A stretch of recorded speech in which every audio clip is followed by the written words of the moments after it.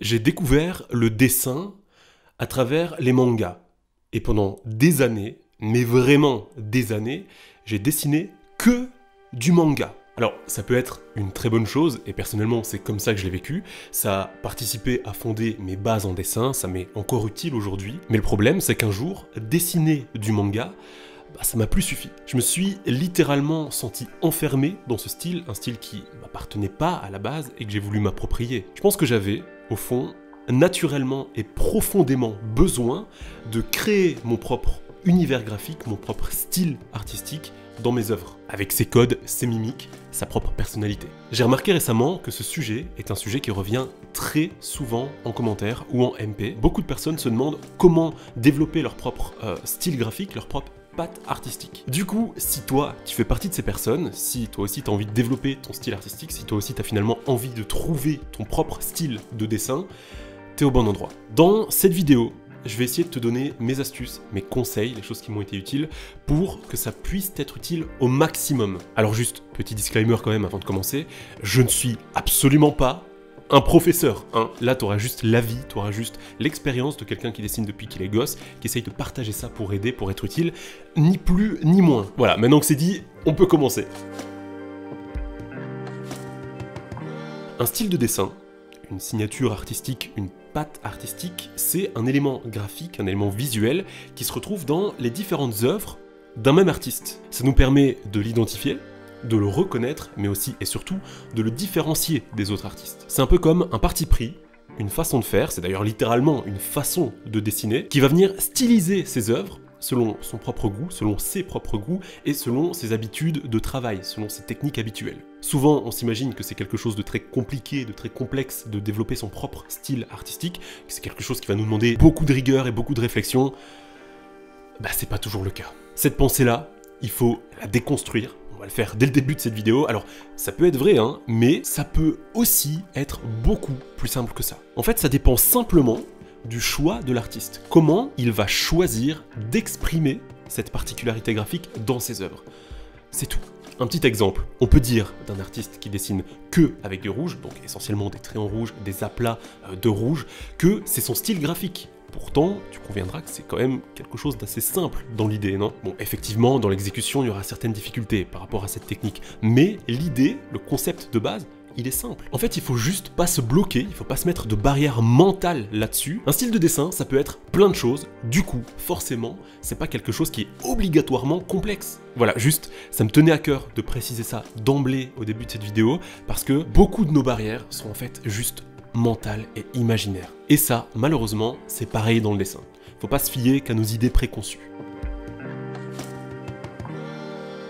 Alors, je pouvais pas faire cette vidéo sans commencer par là. Il faut, ou en tout cas, il vaut mieux savoir dessiner un minimum avant de te lancer dans ta recherche d'un style graphique. Commencer le dessin tout en cherchant un style qui nous est propre, je dis pas que c'est quelque chose d'impossible, mais vraiment, je te conseille pas de faire ça. Quand tu débutes le dessin, t'as déjà beaucoup de choses à apprendre. Les perspectives, les proportions, les techniques d'ancrage, les dégradés, etc. Bref, c'est déjà bien assez compliqué comme ça pour qu'on en rajoute des difficultés supplémentaires. On n'a pas besoin de ça. En fait, ce qui se passe, c'est que tu risquerais de trouver le tout trop complexe, tu risquerais de perdre en motivation, et du coup, ça peut engendrer carrément l'arrêt du dessin. D'ailleurs, si tu te concentres trop sur cette recherche de style graphique, tu finirais peut-être par délaisser un petit peu l'apprentissage du dessin en tant que tel, des techniques, etc. Tu risquerais à ce moment-là de louper certaines bases du dessin.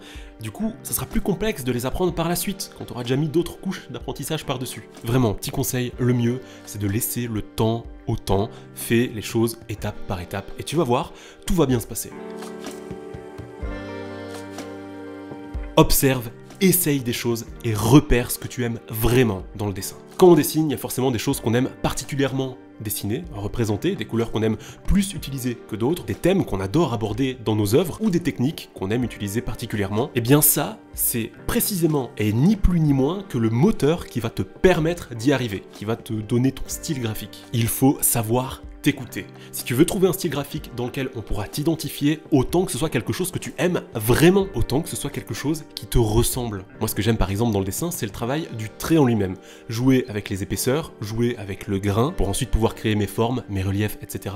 Bref, c'est en jouant avec les traits, en fait, que je m'amuse vraiment. Par la force des choses, à force de m'amuser avec ces traits, à force de me concentrer là-dessus, c'en est devenu mon style graphique. Ou en tout cas, une partie de mon style graphique. Alors ce que moi je te demande de faire, c'est très simple, juste écoute-toi. Prends ton crayon, ton pinceau, ton stylet, essaye plein de choses, teste des trucs, travaille les formes, les couleurs, les contrastes, essaye de nouvelles techniques, aborde de nouveaux thèmes, et dans tout ça, il y aura forcément quelque chose en particulier qui va sortir du lot. Ce sera quelque chose qui te plaira vraiment, et à ce moment-là, s'il te plaît, écoute-toi, sois attentif vis-à-vis de toi-même, essaye des choses et trouve ce que tu aimes le plus dans le dessin. Quand tu as trouvé ce que t'aimes vraiment dans le dessin, alors je l'ai pas précisé mais ça peut être plusieurs choses à la fois, hein. Fais simplement en sorte d'introduire ça le plus souvent possible dans tes œuvres. De toute façon je pense que c'est quelque chose qui va se faire naturellement puisque tu es censé aimer faire ça. Et c'est là qu'on en revient à l'importance d'aimer ça, d'aimer ce que tu fais. En vérité c'est ça la clé. Si t'aimes vraiment quelque chose, il n'y aura rien de plus naturel pour toi et de plus facile que de l'implémenter dans tes œuvres, dans tes habitudes de dessin. Il ne te reste à ce moment-là qu'à travailler dessus, préciser cet élément, dessiner encore et encore dans ce style-là pour pouvoir l'affiner et pouvoir te l'approprier. Et encore une fois, ça peut être plein de choses. Imaginons par exemple que tu aimes particulièrement dessiner les yeux de tes personnages de façon un peu plus allongée ou un peu plus affinée que la normale. Et bien si ça t'amuse, si t'aimes ça, travaille là-dessus, fais-en quelque chose de reconnaissable dans tes œuvres. Autre exemple, tu aimes dessiner sur un support particulier, imaginons un papier noir. Et bien concentre-toi là-dessus, découvre tout ce qu'il y a à découvrir avec les jeux de contraste, avec les techniques de dessin sur feuilles plus sombres, sur feuilles noires. Fais-en ton truc à toi, affine ton art et surtout, amuse-toi. En fait, avec le temps, tu deviendras un vrai expert dans ce que tu aimes dessiner, et c'est suite à ça qu'on pourra te reconnaître à travers tes œuvres, tes habitudes, ton style de dessin, tu seras reconnaissable.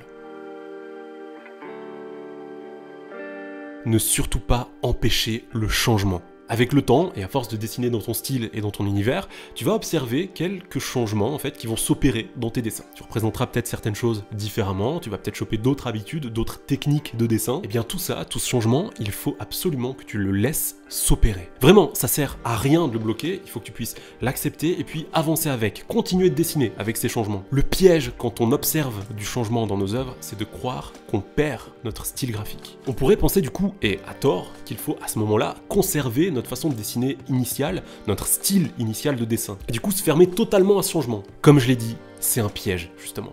Fais-y attention. Voir du changement dans ce qu'on crée, ça veut pas dire qu'on perd notre style de dessin.